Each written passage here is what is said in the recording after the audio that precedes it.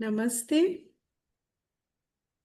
and Namaste Upasana ji, and Namaste to all our viewers. Welcome to yet another session or episode in our series Insightful Conversations at BhāratShakti Sri Aurobindo Society, where we interact with individuals who are bringing in the timeless wisdom of India and expressing it through their domain of work in newer forms, giving them, showing us how they are relevant, that eternal spirit, that eternal insights from our wisdom traditions are relevant in newer forms and in newer contexts. So in that context, today we have with us Upasana Tendulkar ji.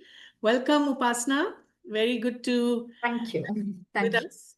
And Upasana is a dancer and a multifaceted individual.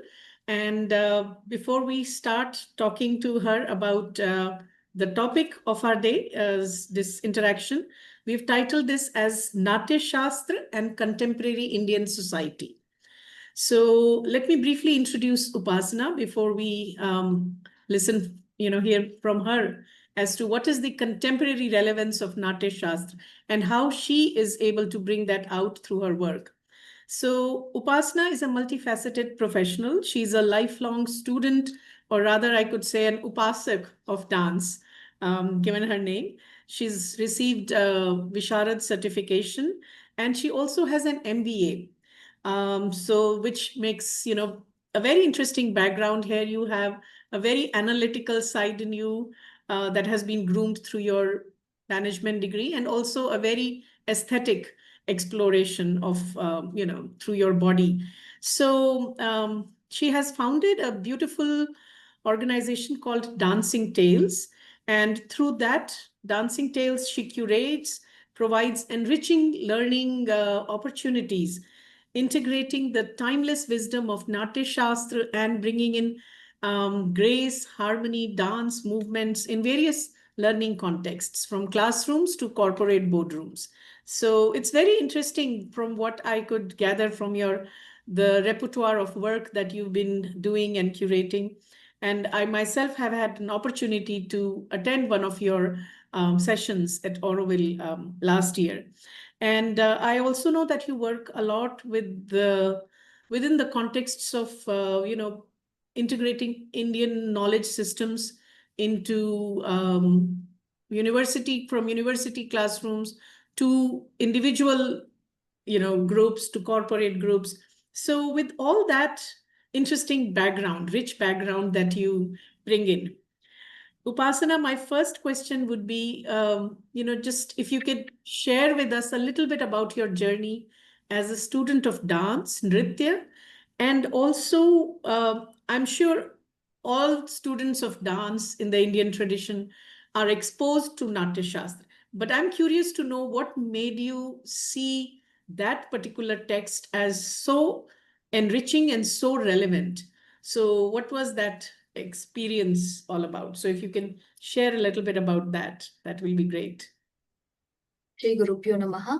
Namaste, Beloo ji. Thank you so much for this beautiful opportunity. I'll directly dive into the question. My journey, I started dancing since the age of 5, thanks to my mother. She thought that there has to be some kind of hobby that every girl should have in dance and music. As I come, maybe at her young age, she couldn't get it. So she thought her daughter should get. She put me to both dance and music. I was learning both of them. And then it was decided that I should go ahead with dance. I mean, I didn't have much say at that point of time. The gurus at that point of time said that, okay, she does not have much kind of curiosity and skills in music, but she happens to have certain skills, basic skills that are required for dancing. So that's how my dance journey began. It was all like as the day comes. There was no journey planned as such. I come from a Maharashtrian family. So in South Indian families, they know, when they enter into Bharatanatyam or any form of dancing, they know what the stages look like. There is a Arangetram, and this is a good guru, that is a good guru. I come from a very normal Maharashtrian family where, oh, she's learning some kind of classical dance was enough.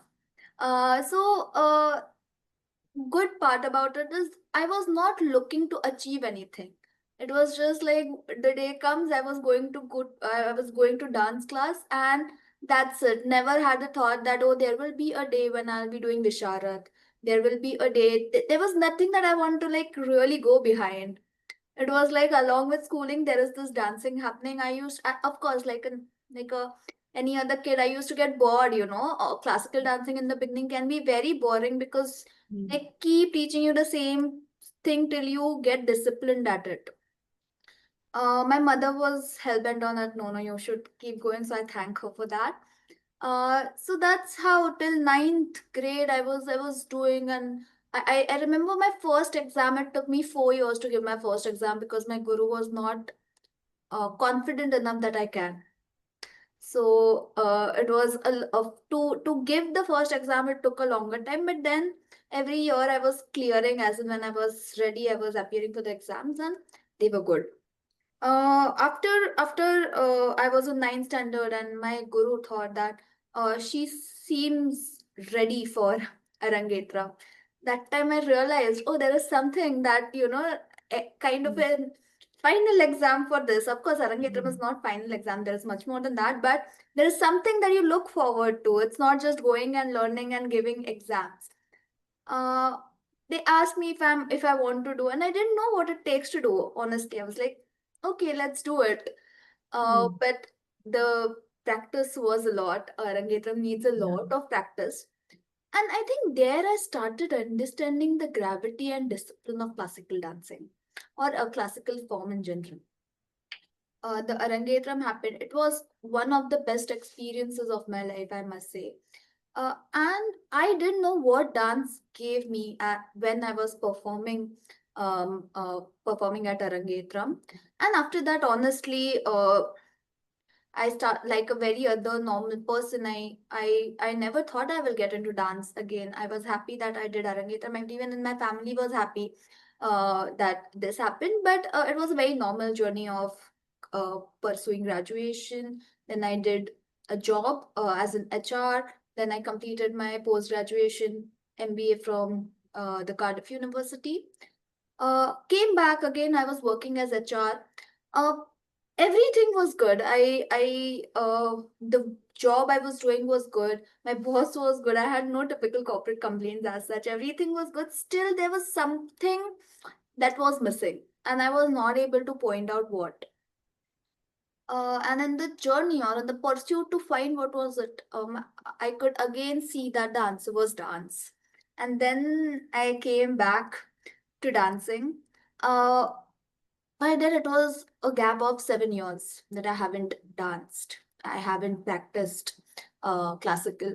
So, classical is not a cakewalk. Like, you cannot just get up and start doing it. You can do it, but you know that you have lost a lot in this 7 years, and it will take a lot of practice to come back to where you left it.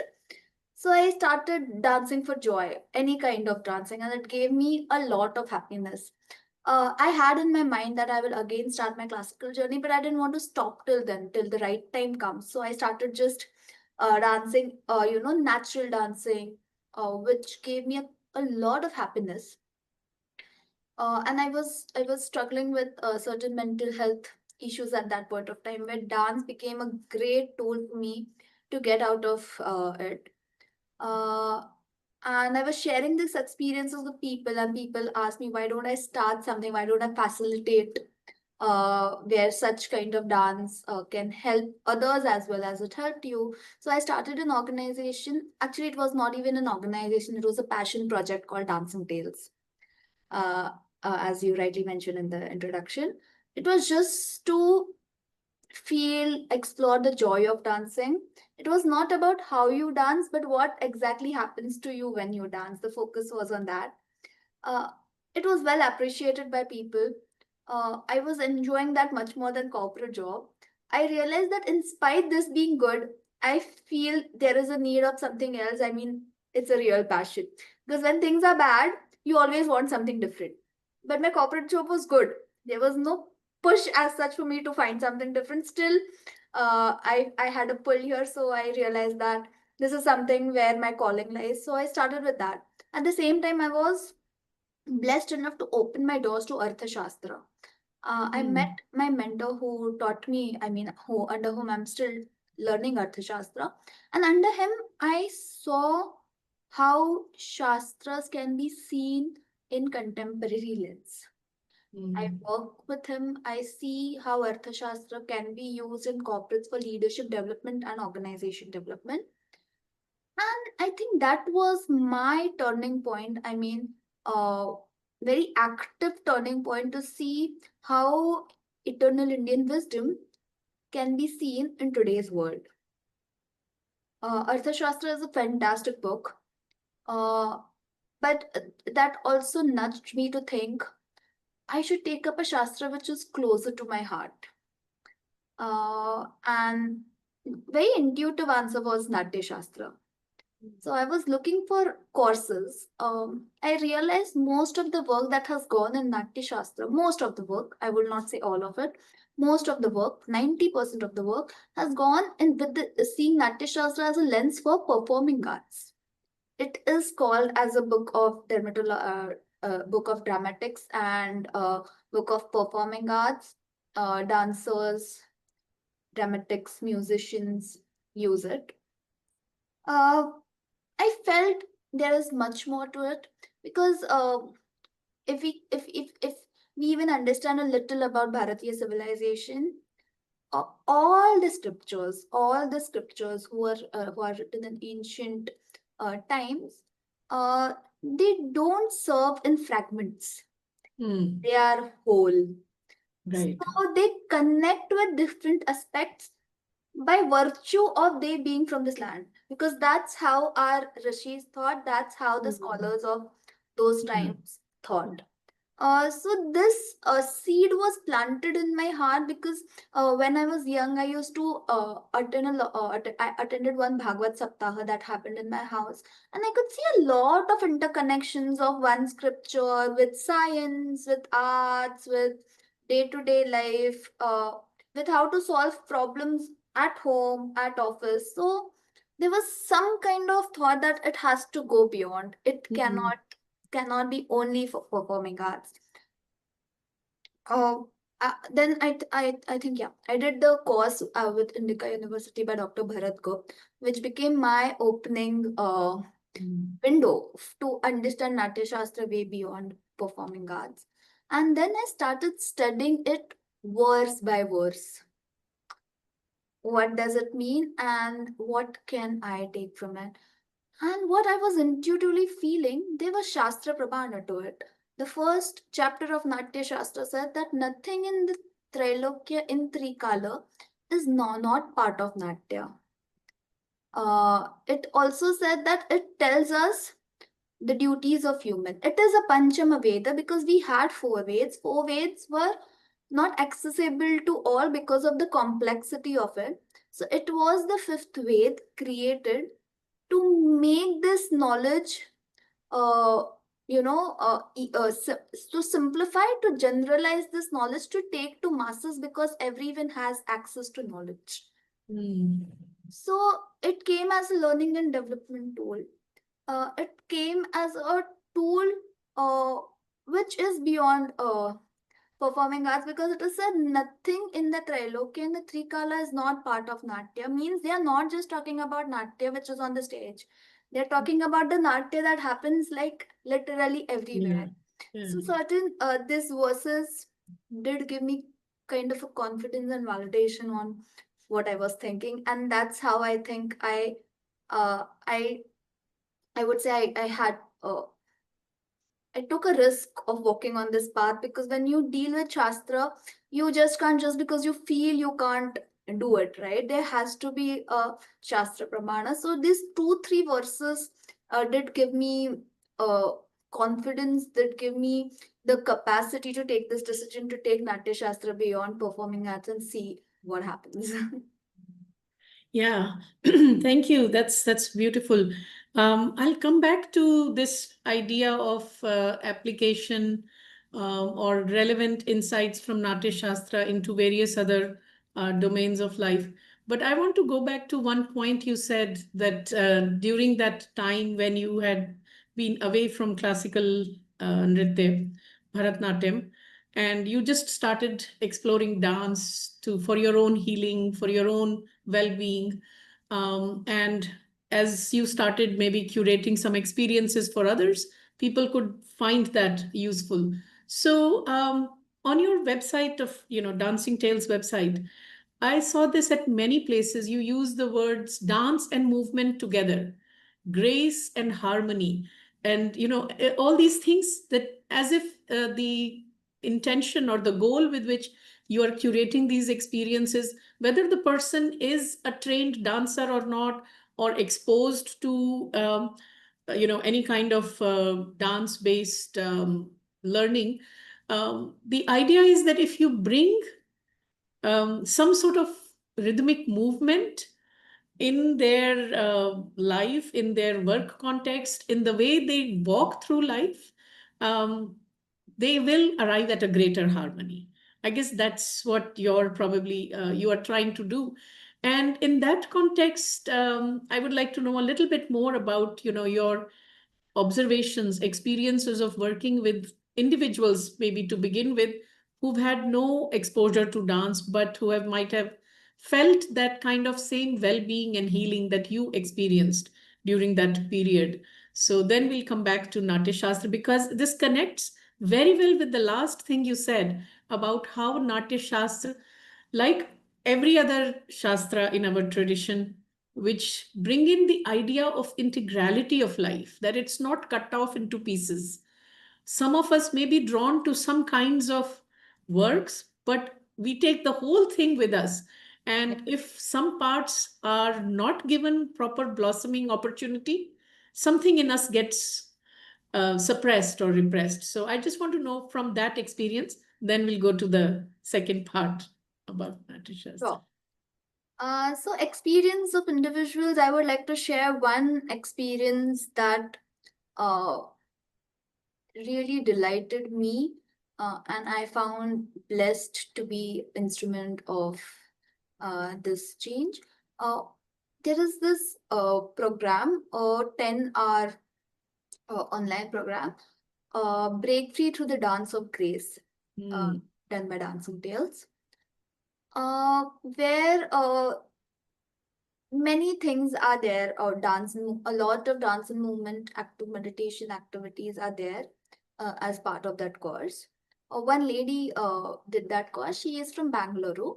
I've never met her personally. She attended the online course. And one day, I think almost after 8 months when this course was done, this course focuses on what grace looks like in us. And it's beyond dance, of course. How grace looks like, how can we bring grace in our day-to-day life, how can we bring grace in the work we do, in the way we think, in the way we express. It is about that. And after 8 months, this lady called me, and she said, Upasana, I'm calling to thank you. My mother passed away 2 months, 1 month back, and I could hold myself strong in this situation because of my learning of grace. And I didn't know this was the impact it was creating on people. I think I hold that one of the very delightful feedbacks, because these losing the dear ones is, I think, the toughest thing, and especially a mother is the toughest thing a person can go through. And if grace helps you in all the moments, but if you can meet grace through dance and movements, you can see what grace looks like. You have a connect with grace. It's not a magic, it's something that you develop from your actions, from your sadhana. then we will be more struck. We will have a way to connect with it, and we will not wait for some magic. One day it may happen, and other day it may not.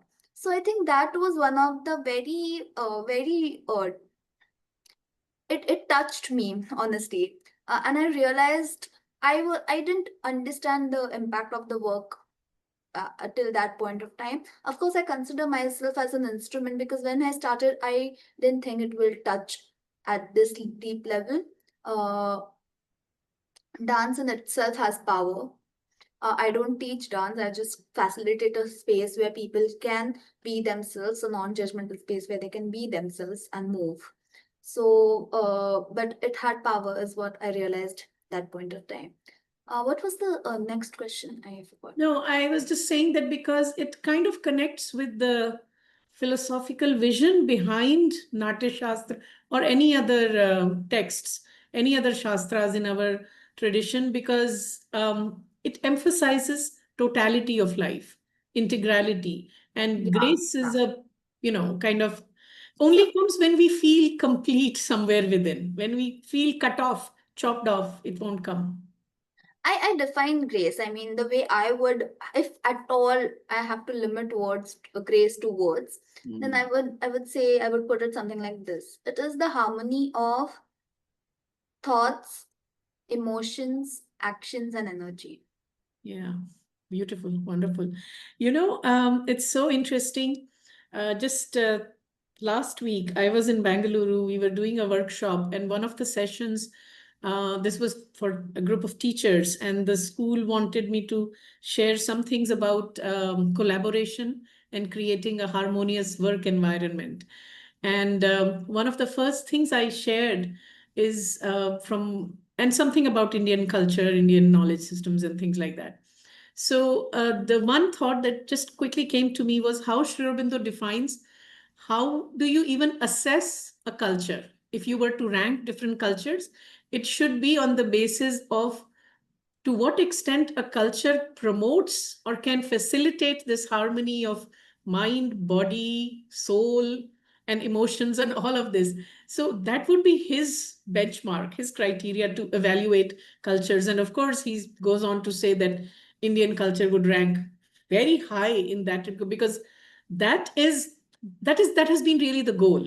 And in Natya Shastra, it's not that the aim of life is happiness; it's to arrive at a equilibrium, harmony. So, if culture can promote that, and I think that's why maybe Natya Shastra also is considered that Pancham Ved that you were talking about, that it was created to facilitate both for the Nata and the audience Yeah. to Can I experience add that. something to it? Yes. You said that, yeah, absolutely. If we see the way ancient Indian society was, there was Raja, Praja. The root of Raja is Ranjana, Hmm. to delight, or you can say to bring harmony, as you mentioned. And Natya does Manoranjana. Ha.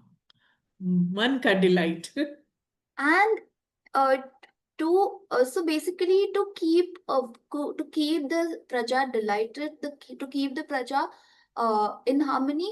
So for that, whatever the raja had to do, then it could be sama, dana, bheda, or danda. Yeah. But the goal was, जो मेरी प्रजा है उनको delight में रखना, तो उनको कोई परेशान कर रहा है, तो फिर दंड is the way. Yeah. But otherwise masses में सबसे इजी वे, और सबसे proven way to create delight and to spread higher knowledge, Yes. Yes. the very powerful knowledge of Brahman, or we talk about, or the Vedic knowledge that comes.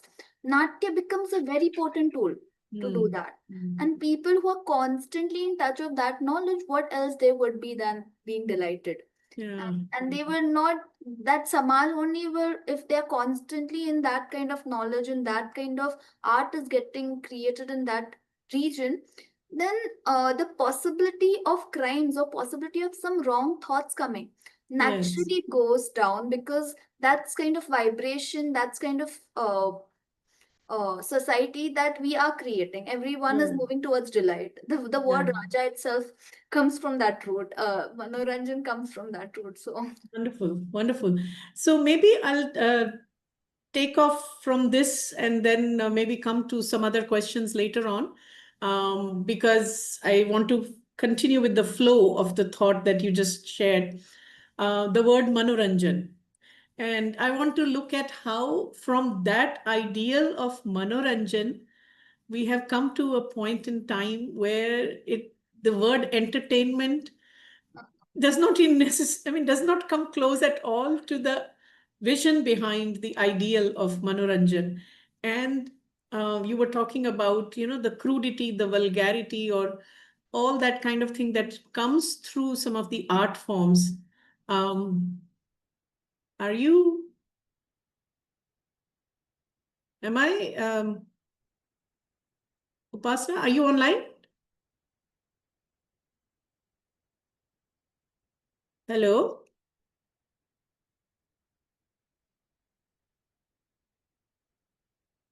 Upasana, are you online?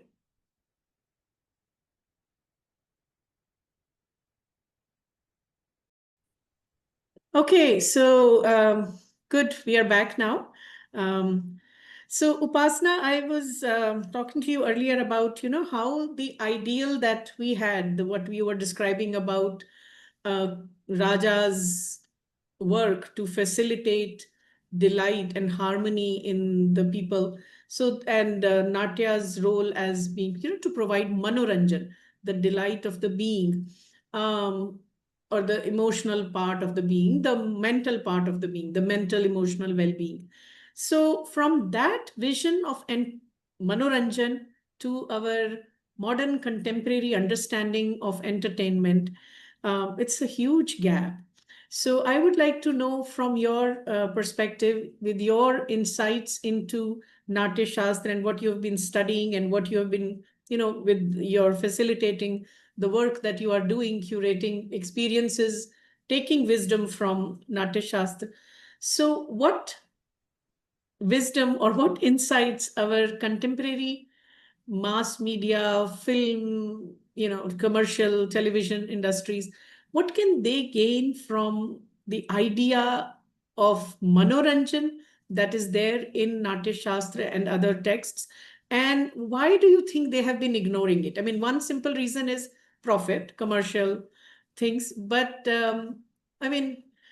see, because another beautiful thing you mentioned about was that when people are exposed to this kind of vision of art experience or creation of art, the crudity, the vulgarity, all that roughness in the nature will not come or will kind of wither away. But today entertainment is all about, in a way, exaggerating that crudity. So what insights or lessons you would like to give to the contemporary, entertainment industry? first, I would say that if we see from a bird's eye view, I think every industry is now facing the problem of not finding something soulful in it. Hmm. And same is true with the entertainment industry. Uh, Now, what was the means to go to the whole or to the Satya or truth or divine or God or nature, whatever we call, have those were the means to find or to reach the ultimate or the whole. Now, those means have become the goal, Hmm. right? Yeah. Entertainment was the tool, uh, transformation and upliftment was the purpose. Yeah. Entertainment has become the goal.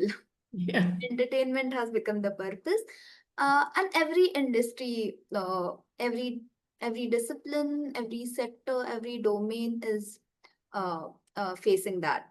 So that is one reason, because we see everything in fragment. That which connected everything, we don't see that. Hmm. So fragment. When we talk about Natya Shastra or Saundarya Shastra, The ultimate of Natyashastra, the heart of Natyashastra, the heart of Saundaryashastra lies in rasa. Rasa is said to be ultimate. It is equated, or it is very equal to Brahma, is what it is said. Uh, because like we have Shivalinga, we surrender, we pray to Shivalinga, think knowing that this is what we at logical level can see and understand, but what we are praying is actually beyond that, which is neti neti. We don't we It is very difficult for this limited human mind to understand that. So through him we think this is the ultimate, and we know that we are praying beyond that. That is a signifier of neti. What is not, this is not, that is not. Shivlinga becomes a signifier. Same is rasa. Rasa becomes a signifier because beyond that, actually, we experience something way beyond rasa. But to put it in words, to put it in the limitation of human logical understanding, we have at logical level reached till rasa, and we say that beyond that is what we are looking for. So, नाट्य का purpose रस निष्पत्ति है. Rasa nishpatti is a very divine process. Every scripture, the end goal of the scripture is very divine. And if it is not divine, that is not the end goal. We are somewhere in between. And that's what is happening with the current entertainment industry. Because it is not an entertainment industry. It should not be called as an entertainment industry. Entertainment uh, is a mean to reach to something bigger, art, soundarya is a mean to find something beyond, right? So what can Natyashastra give? Natyashastra, every word of Natyashastra is very useful for entertainment industry. But to put in a nutshell, there are three principles or pramanas given, which are said as if this is there, it is considered as a good Natya as per Natyashastra. Those three pramanas are the Natya. So Natya is defined as everything which is audio visual in nature is Natya. Drishyam Shravyam is Natya as per Natyashastra. So it holds true for theater, it holds true for OTT, it holds true for reels, movies, AR, VR, everything that is audio visual in nature is a Natya. That should be local. It should have some relevance in the three worlds. It should be relevant. There should be some kind of evidence that it happens somewhere in the three worlds. Anything abstract is not considered. मुझे लगा इसलिए मैंने बना दिया. You are doing it for audience. Audience should find connect with it. Loka. Second is Veda. Veda is coming from it. It should have some knowledge. It should not be pure entertainment for the sake of it. There should be some kind of knowledge sharing that should happen through the process of Natya. And third is Adhyatma. It should lead to inner transformation. When these three goals or these three pramanas are achieved, it is considered as a good Natya.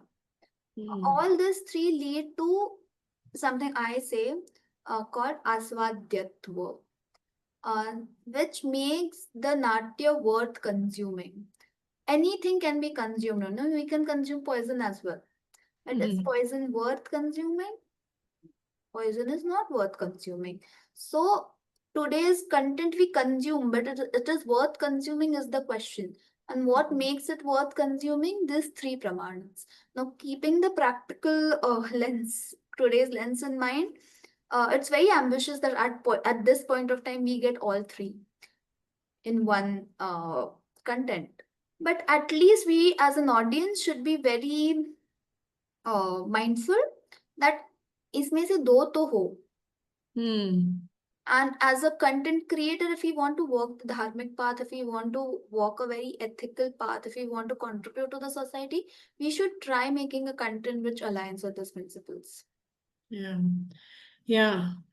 You know, it's absolutely marvelous what you just described and how so beautifully it aligns with what in an essay Sri Aurobindo had written, where he talked about three purposes of art. And he was not talking about Natya only, he was talking about art in general. And this was in the context of his writings on education.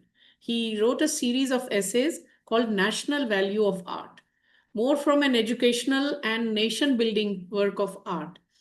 And he talked about the first purpose of art would be the first, he said three uses of art. First use would be aesthetic use, so the relatable part that you said. The second is the educational, the intellectual use of art, not necessarily in just giving doses of knowledge, snippets of knowledge, but the idea of upliftment, or the idea of developing a very keen sympathetic eye. He was talking in the terms of painting, for example, Yeah. a sympathetic vision with the identification with the artist, what he or she is trying to express. That's the upliftment, the it just comes naturally through art. And the third and the highest purpose is the spiritual, the adhyatma, the transformational part. So it is just so interesting how Yeah. in a very, such an ancient text, and same thing we find in a different form expressed. But I also like the idea of what you said, कि तीनों लोकों में हुआ. So you said, okay, abstract, मुझे लगा नहीं करना, but it does not have to be at the physical plane. It could be at some other plane of existence. So there is a lot of room of imagination, Yes. creativity. Yes.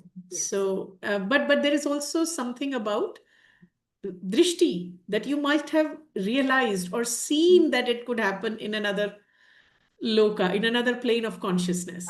Yeah. So it's not fui imagination, but Absolutely. There yeah, has to be a sadhana that has to go with yes, the recreation of art. Uh, yeah, yeah, Very yeah. important. So it's so nice that yeah, if we can't do much at our level as to control what the industry would give us, as audience, as consumers, we can.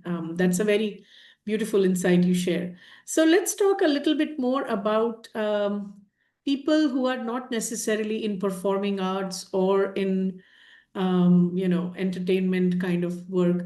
So students of other disciplines, for example, engineering, business, mathematics, social sciences, how would you convince them or convey to them the significance or relevance of, if not necessarily going deep into a text like Natyashastra, but at least bringing some lessons from it in their own life as a student to begin with, and then maybe as a professional in that field of work?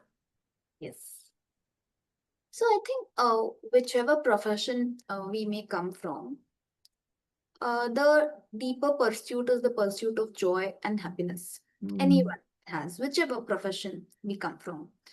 One of the ways, or I think one of the key ways to have that is a balance of right and left brain.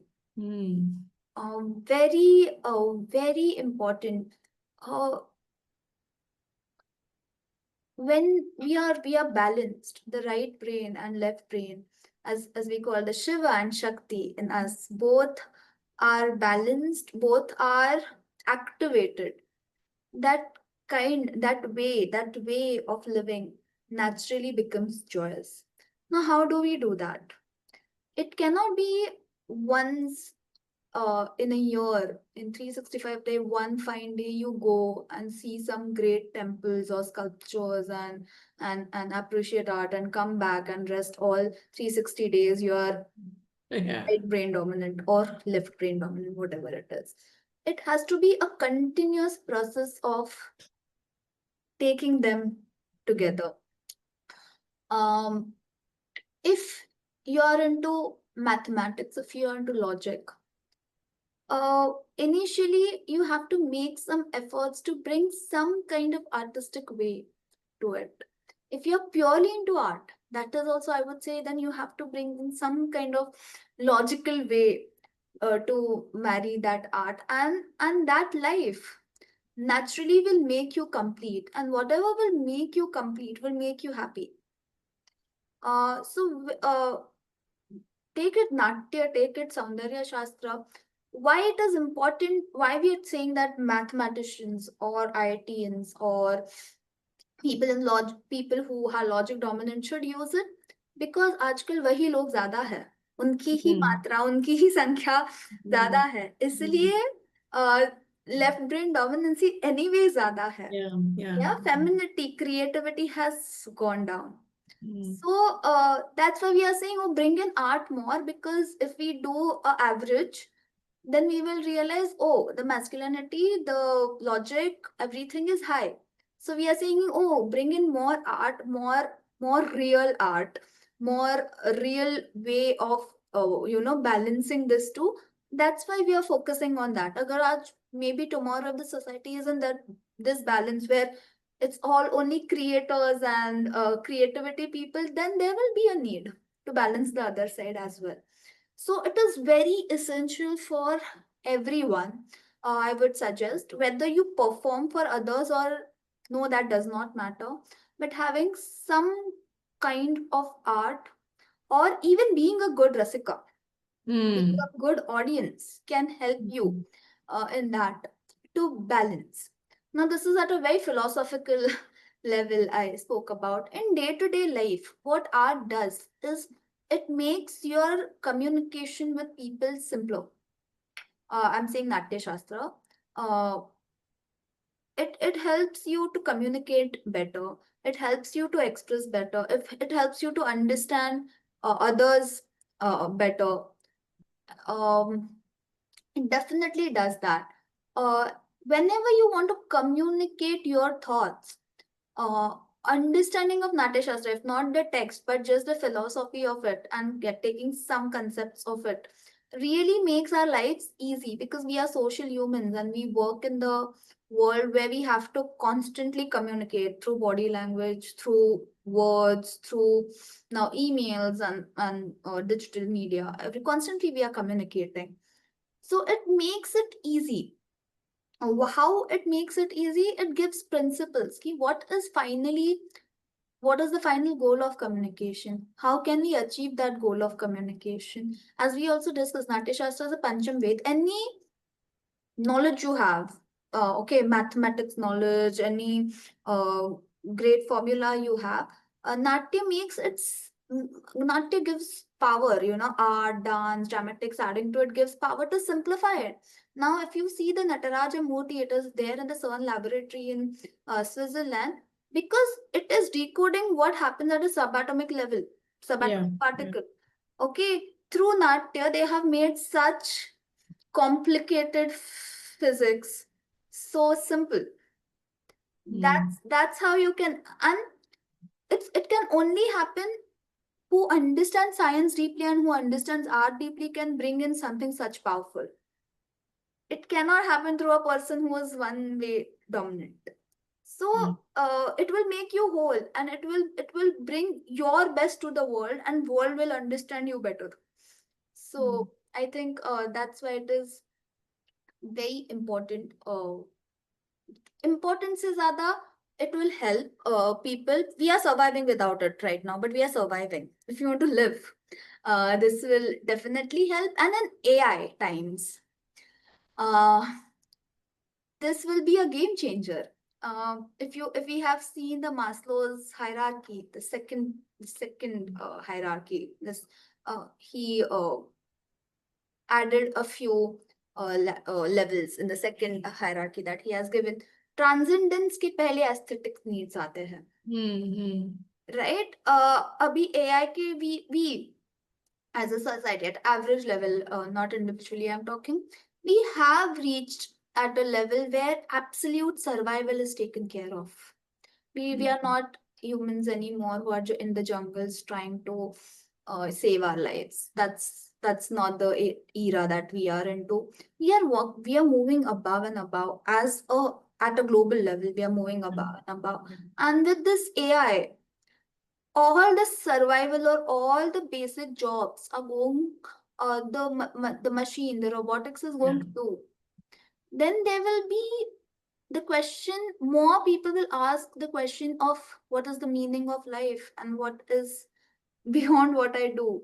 Their art, natya, saundarya, aesthetics, whatever we call, will will come into picture like anything, because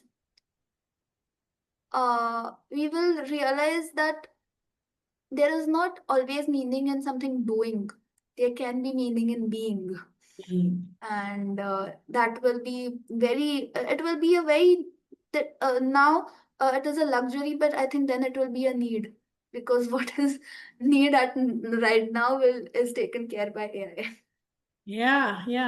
And these kinds of pursuits, art, creativity, these are the things that machines can't do. So, yeah, absolutely. I want to know a little bit about when you share these insights in corporate settings, and you yourself have had experience of working for many years. I don't know if you're still doing some work in a corporate setting.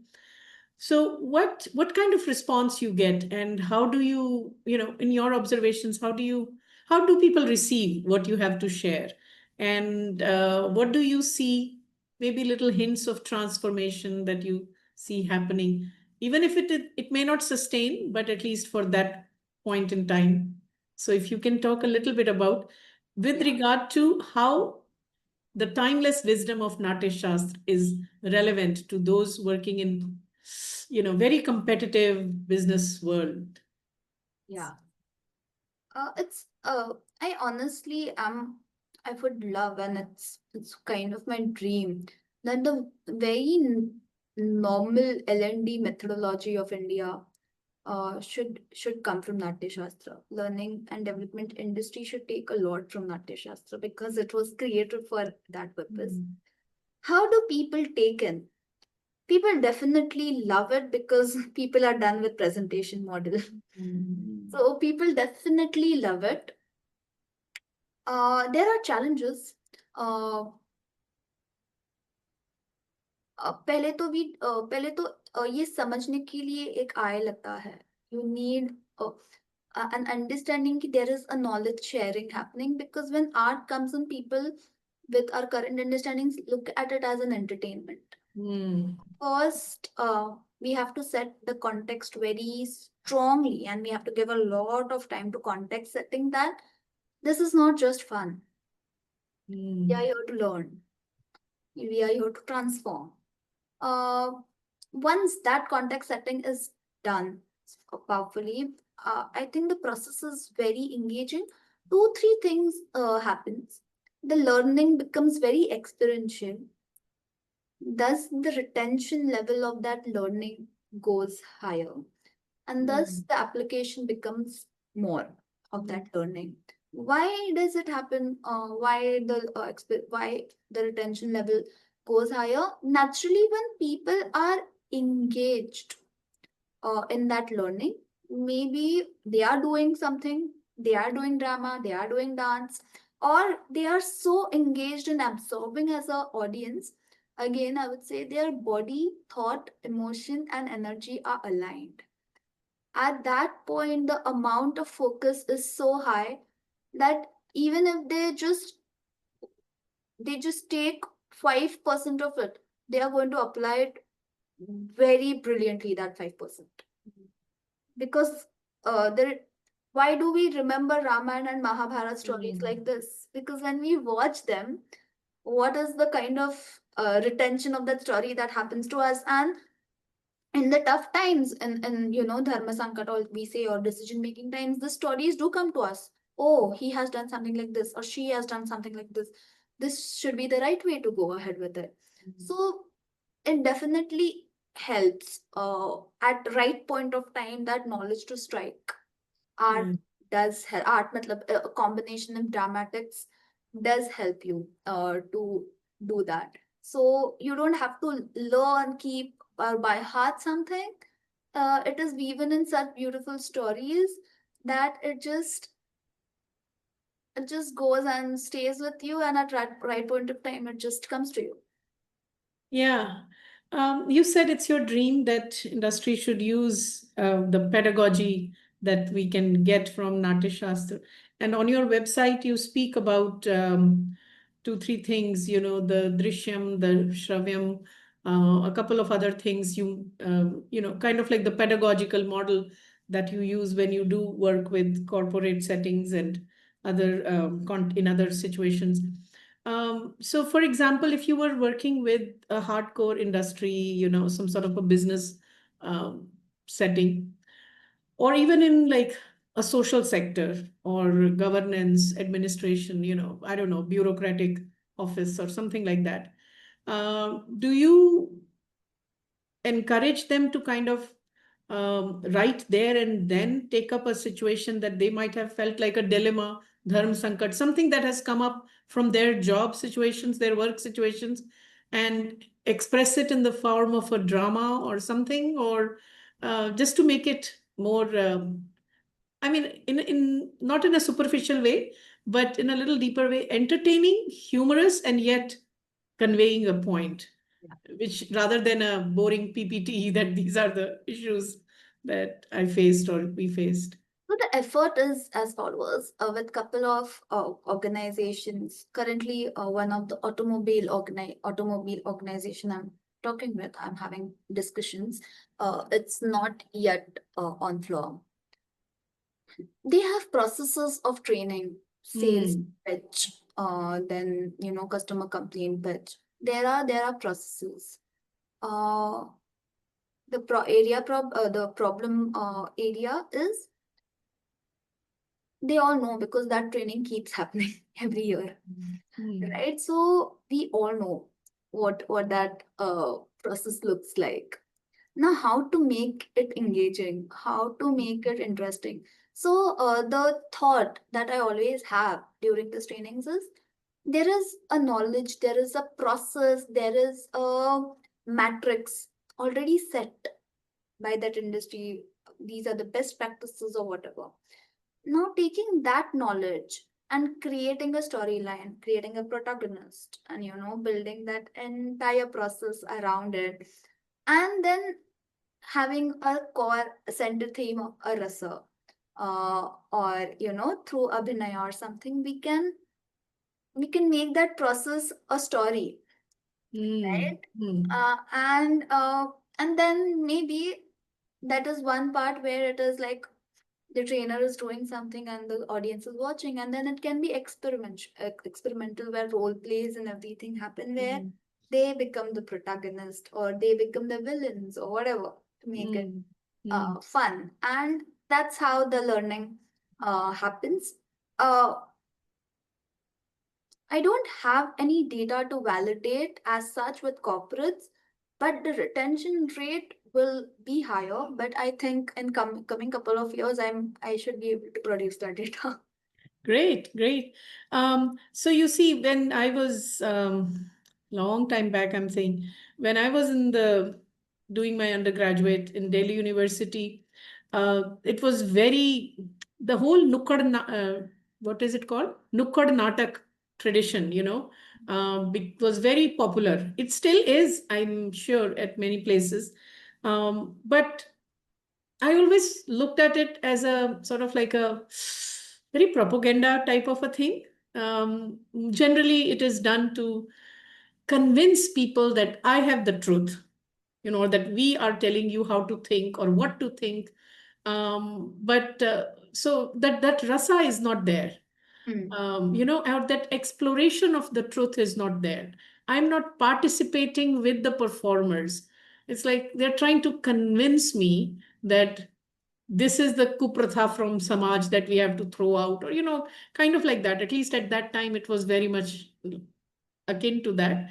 I hope it has evolved to something else, because that has not been the Indian tradition of, we are not trying to convince, we want people to engage with the dimensions, layers of truth. So it will be very interesting to see how industry takes up work like that. Because often in these training modules and things, again, it's like we are telling you, you exactly have to follow, dig this. Um, I think here the concept of Abhinaya beautifully comes in how. yeah. Abhinaya is very loosely translated as acting. Acting is a part of it. Again, acting is a means, it's not the goal. What the goal? Abhinaya comes from the root nizar, which is to attain. To explain Abhinaya, Abhinaya is like this. The nata or the performer becomes an instrument to convey something to the audience. But we always believed in BhāratShakti or Bharatiya land that the knowledge lies within you. I am just an instrument. Through me, the light should blink in you. So the audience attains something. Yeah. Right? I become an instrument for the audience towards that attainment. Yeah. Abhinaya is an instrument towards that attainment. It's a powerful teaching tool. That's what a teacher does. That's what a guru does. Yeah. Great. Just to kind of bring all these things to some sort of a, our final point of interaction. From what little I know about the Indian view, or the Bharatiya vision of Natya, or the drama in Indian tradition, it's not been about facilitating some sort of a very rough emotional experience, rather to smoothen out, even if the situation being conveyed or being expressed through Abhinay is, say, super tragic or even horror, disgust, any of the rasas, but it will be done with such grace. I'm using your word again, with such beauty and rhythm and some sort of a poise of the artist. So a lot of it goes into the training of the artist, the abhineta or abhinetri herself. And in that context, the person watching it, people like me who are not on the stage, but who are experiencing it, even if sometimes I've felt that even with a very beautifully produced commercial film, if it is done, I don't know, maybe the consciousness of the director or the actor or the consciousness of the script, it just can connect to me at times, that I feel it has not just touched me, but it has taken care of some granthi in me that I didn't even know I had, and it just dissolves it. So, how do you, as through your work at Dancing Tales and through the work that you are doing now with, in university settings, in other learning contexts where they are trying to bring in Indian vision of knowledge traditions, what has been your experience like, and what are the challenges that you see coming, moving forward with this kind of work? What needs to happen more so that this can be facilitated for people like you more? What needs to happen more? It should be a two-way process. Firstly, we need great performers. At technical levels, we have amazing performers out there. To understand the principle of Natyashastra and in general Bharatiya civilization, we need those kind of people, and we need good audience. Natyashastra is talking about both of them. Entire Natyashastra is about the principles and techniques of a good performer, but it is also talking about what a good spectator looks like. It's very critical to have a good spectator. So first, we need that kind of awareness when we talk about conventional Natya. At holistic level, when we are talking, we have to bring it at many other places. Firstly, awareness that, oh, this can be used in training, it can be used in education, and uh, it's only, I think, 400 years or 500 years when it is actually away from our day-to-day life. Otherwise, if we even see in today rural India, Yeah. and then we think art is like you get up and then there are beautiful songs sung, and you still find it in very much day-to-day life. There is a good balance of right and left constantly happening. So in that way, aesthetic should come in our day-to-day life. We need awareness that it is not just something that we go and pay a exhibition, we go to an exhibition and enjoy it. Of course, that everyone should do, but apart from that, seeing beauty in everything, taking a pause and just appreciating the beauty that exists everywhere, because this world is a creation of Brahma, and the rasa is Adbhuta. So if we actually pause and if we see anything, there is a magic happening out there. And I think that is what we call Saundarya. That's like literally everywhere in our blinking of eyes, to this digital media allowing us that I'm sitting here and you're sitting some miles away and we are meeting. It's all magic happening. If we allow ourselves to see, we will allow ourselves to understand nothing is in fragments. It's whole. And we will allow ourselves to meet different fields and bring something beautiful uh, in various fields, and make them more interesting, make them more lively. And we would want our day-to-day life, we would want to be in our day-to-day life and not want to escape from it in the name of holidays and vacations. Uh, so that's what needs to happen, and Saundarya Shastra has the power, Natyashastra has the power to do that. Challenges will come because this is, people will accept this. Acceptance, I don't see it as a big problem, but understanding, because we are disconnected for this knowledge for some centuries altogether. So to even believe, acha ye aise ho sakta hai, at this, maybe intuitively they agree, but data nahi hai hamare paas kuch dikhane ko.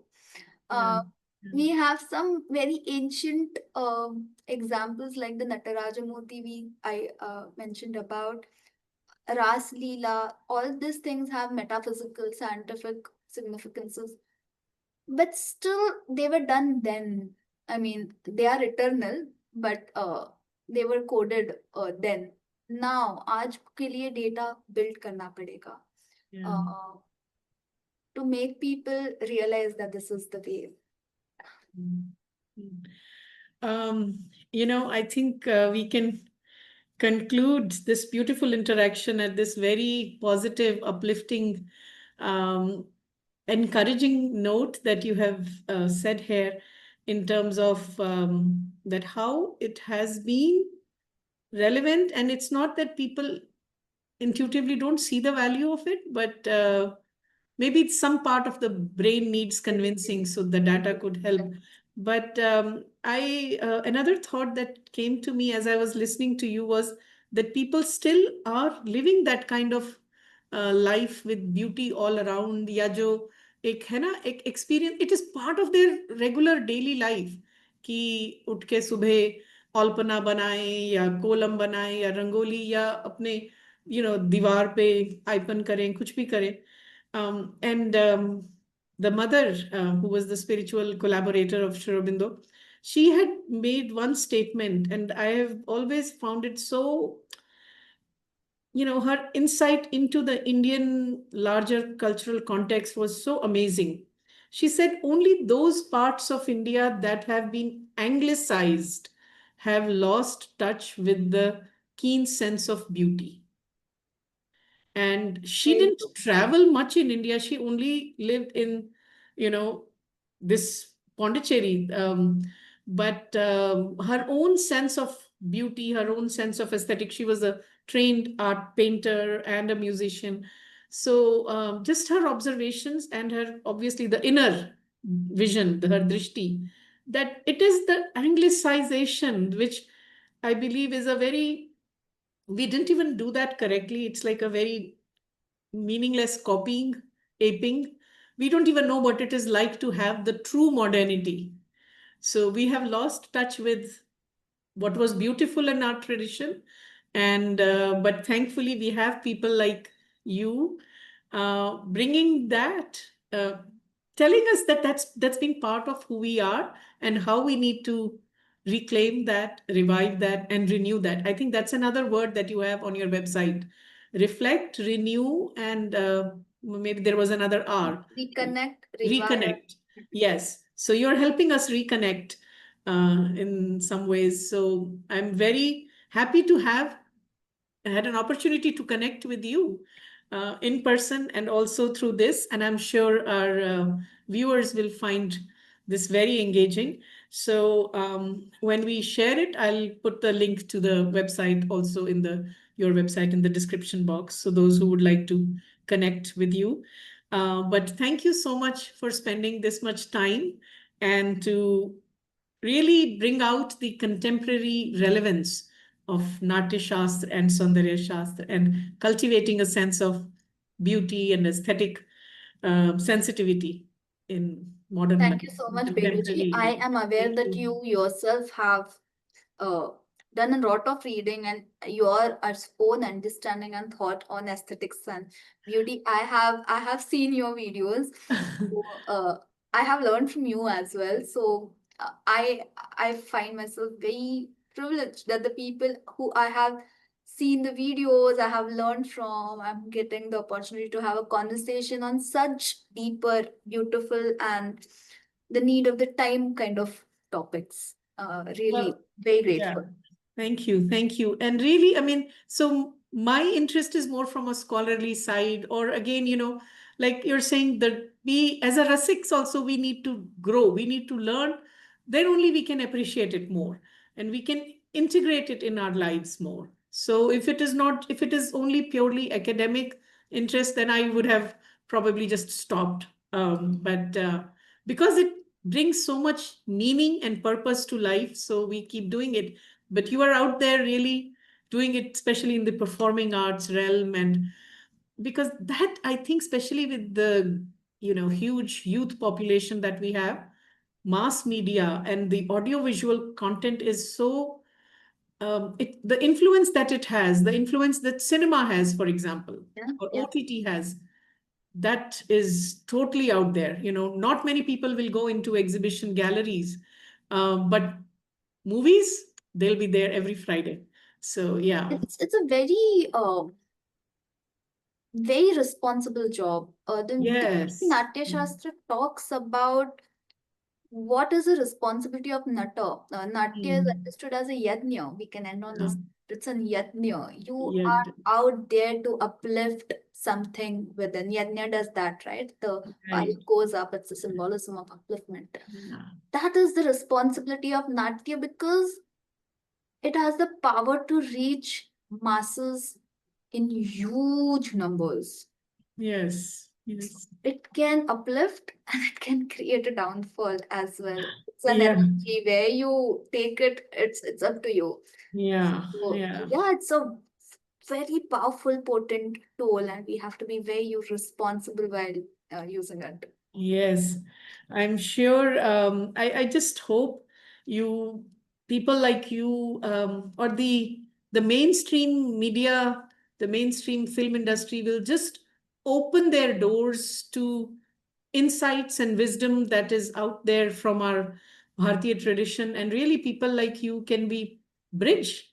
You are in the times, you are of the times, you are not working in some gurukul, totally working at a different for a different set of audience. You are part of the contemporary society today, but you have been trained in a certain way, and you can bridge the two things together. So all my best wishes to you and Dancing Tales, and keep doing the good work. Hope to see you sometime soon in person as well again. Yes, looking Bye. forward. Okay, Dhanyavad. thank you so much. Bye.